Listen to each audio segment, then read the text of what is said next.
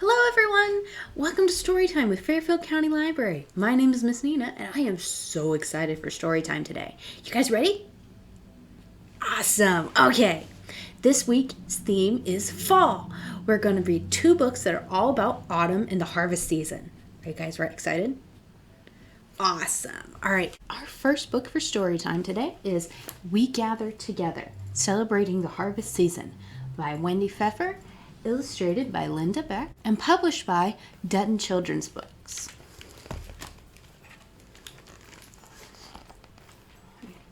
During early autumn in the northern part of the earth, chipmunks pack their cheeks full of seeds to store in underground burrows. Red fox pups hunt for rodents and fruit to eat, then bury leftovers to dig up when food is scarce. Beavers store twigs and sticks underwater to chew when ice covers their pond. As the sun appears lower in the southern sky each day, the sun rises later each morning and sets earlier each evening.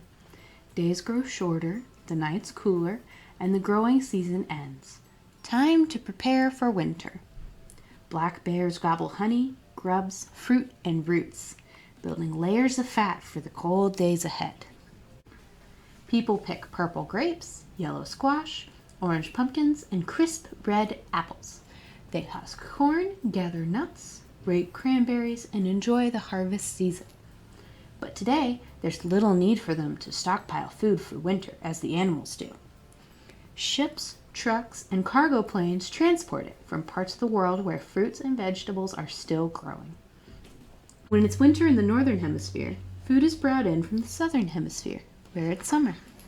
Different seasons are caused by the tilt of the earth as it moves around the sun. When the northern part of the earth tilts toward the sun, the north gets lots of sunshine and it's summer there. When the northern part of the earth tilts away from the sun, the north gets less sunshine and it's winter. Between summer and winter, around September 21st, the sun crosses the equator and shines equally on both the northern and southern parts of the earth. On that day, in the northern part of the world, summer ends and autumn begins. Day and night have equal hours all over the world. For many, the autumnal equinox signals a time to harvest crops. See the diagram? It shows the points of winter, summer, and autumn and spring. Cool, huh?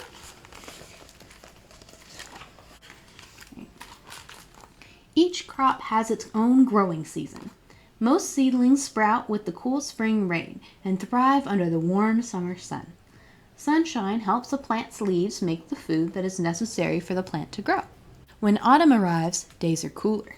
Plants can no longer make the food they need and the growing season ends. Time to gather in the crops. Fruits and vegetables that ripen by autumn must be harvested before winter's freezing weather destroys them. See?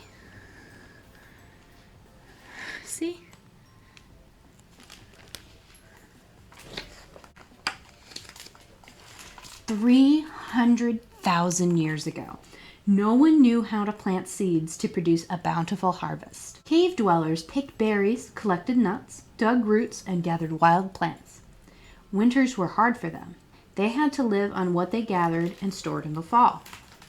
See all the people gathering and hunting.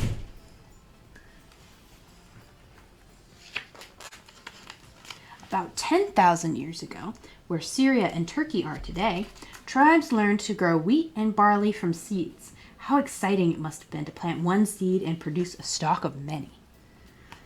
8,000 years ago, in Egypt, people discovered the warm climate was perfect for farming.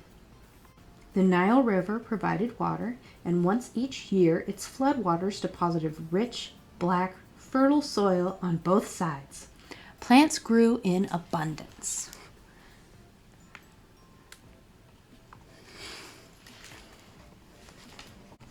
Gradually, farming spread to Asia. About 5,000 years ago, people grew food in a crescent-shaped area where Iraq is now. The Tigris River and small streams that fed it turned valleys into a fertile crescent of rich farmland. Each autumn, in many lands, men, women, and children worked all day and even at night under the light of a bright harvest moon. They cut rice, threshed wheat, and gathered bundles of barley. A good harvest meant plenty of food to eat in the fall, and more to store for days when food was scarce. Time to rejoice and have fun after hard, back-breaking work.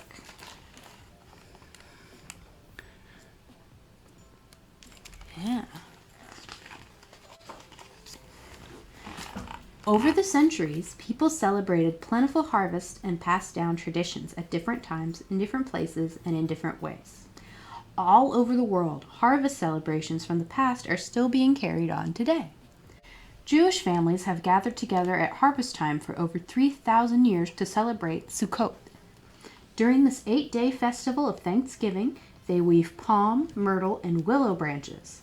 They point them in all directions to show that God is everywhere. Some Jews build a hut called a sukkah, like the ones farmers once stayed in, to be near their crops during a busy harvest. They decorate the huts with fruits and vegetables, then invite friends and family to share food and friendship.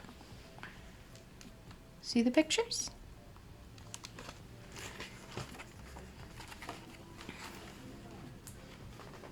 People in southern India have celebrated Pongal, a 4-day rice festival for over 2,000 years.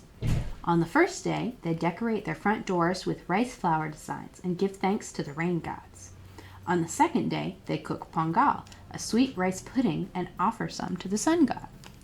On the third day, they honor their cattle to thank them for pulling the plows.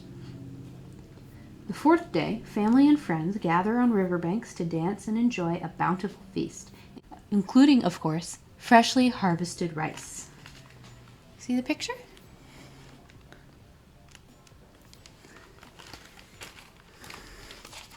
The people of Japan have held rice festivals for about 2,000 years.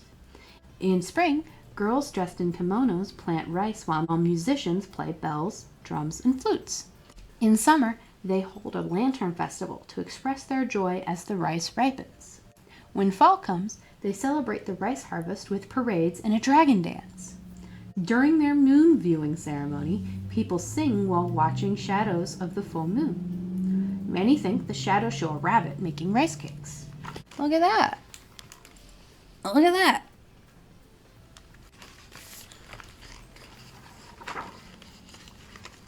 For over 700 years, Nigerians have held a fall festival to give thanks for yams, the first crop harvested. On the night before the festivities begin, the old wrinkled yams are thrown out. The next day, new yams are offered to the gods and ancestors in appreciation for a successful harvest. Dancers wear raffia skirts and masks that portray turtles, lizards, trees, and the sun or moon to celebrate a cycle of nature. See? All right.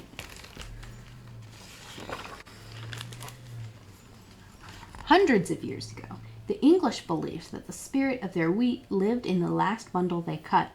In each field, they twisted it into the shape of a doll. Since they called wheat corn, these dolls were named corn dollies. They were hung in barns or churches during the winter, then plowed back into the earth in the spring to ensure a good harvest in autumn. People still make corn dollies just for fun. See the picture?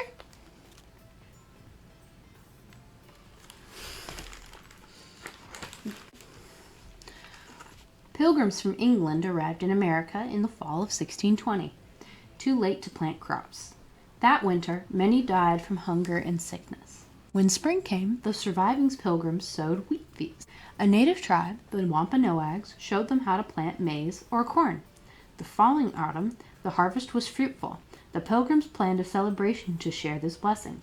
Wampanoag men hunted and killed 5 deer to bring to the feast.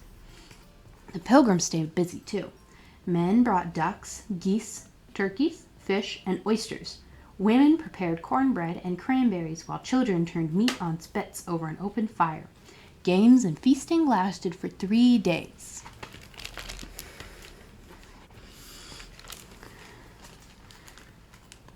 Bountiful harvests have been celebrated since earliest times. People all over the world still celebrate a fruitful year of farming with fun, feasts, and festivals.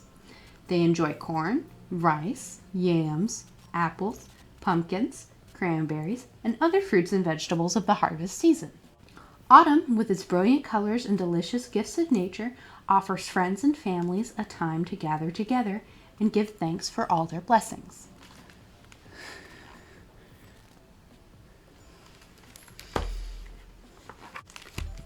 Okay, that was our first book. Did you guys like it? All right, so our next book is called Colors of Fall by Laura Purdie Salas, and it's published by Capstone Press. Ready? Fall is a season of change. Summer ends and school begins. Days get shorter and the air turns cooler. Leaves drop from trees. Animals get ready for winter. Many fall changes include color changes too. Look at the colors of fall. Yeah. School is starting. Climb on your yellow bus and say hi to your driver. The same color covers school buses all over the United States and Canada. This color was chosen back in 1939. Its official name is National School Bus Glossy Yellow. See the school buses? Have you eaten a juicy red apple today? More than 2,500 kinds of apples grow in the United States. Red Delicious is one of the most popular kinds of apples. Each fall, growers pick apples by hand. Fresh apples appear at the store, in your kitchen, and maybe in your lunch. See the apples? The blue autumn sky is cold and crisp. If you hear honking overhead, look up. Canada geese make a dark V against the sky. They're flying south for the winter. When they're in a hurry, Canada geese can fly 1,500 miles in a single day. That's the same as 2,400 kilometers. Many flowers dry up and turn brown as days grow shorter and cooler. But not these purple mums. Chrysanthemums bloom from late summer into fall. They grow in other colors too, like deep red, gold, and bronze. See the flowers? So stupid. Oh, that's the wrong way. Fall means football. Hike! The quarterback has the brown football. Will he pass it, run with it, or hand it to another player? He wants to move the ball down the field and score a touchdown. Just don't drop it. All summer, sunshine and green chlorophyll in leaves help trees make their own food. When the days grow shorter, trees stop making food. The chlorophyll fades away. Then the gorgeous gold and brilliant orange colors that were underneath can show through. What is an orange pumpkin with a face carved into it? A jack-o'-lantern! In ancient Ireland, people used to carve turnips, beets, and potatoes. The Irish settlers in the United States found that pumpkins worked even better. Caw, caw! Have you seen crows on the bare fall branches? Some inky black crows fly south for the winter, but they don't fly in neat V's. They fill the skies in noisy groups of hundreds or even thousands of crows.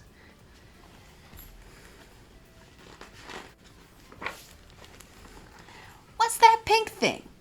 It's called a wattle. It makes male turkeys look good to females. Really? Wild turkeys spend most of their time on the ground. If they needed to escape predators, they can fly short distances. In the fall, you'll probably see a turkey on your Thanksgiving plate. The morning after a chilly night, you might find frosty white patterns outside. During fall nights, moisture in the air freezes and sticks to things, like windows. Sometimes frost looks like feathers. What else can it look like? Farmers harvest crops like corn and wheat in the fall.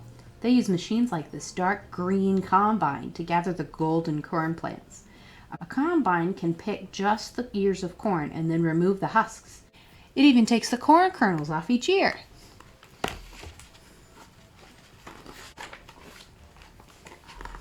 Gray squirrels scamper around all fall. They hunt for acorns and berries to hide. In winter, they will need the food. Squirrels don't remember their hiding spots, but they have a great sense of smell. They sniff out their stored treats even once snow covers them.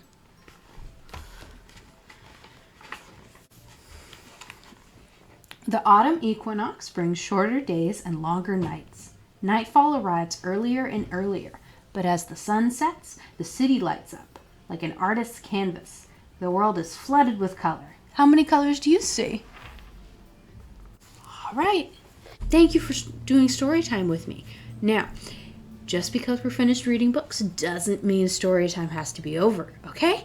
So, if you want, we also have story time kits. And if you come down to Fairfield County Library and tell the person at the front desk that you would like a story time kit, you can have one of these.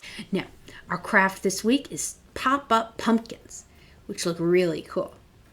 Now, if you want to get a Storytime kit, what you have to do is you have to come to the Fairfield County Library and tell the person at the front desk that you want a Storytime kit.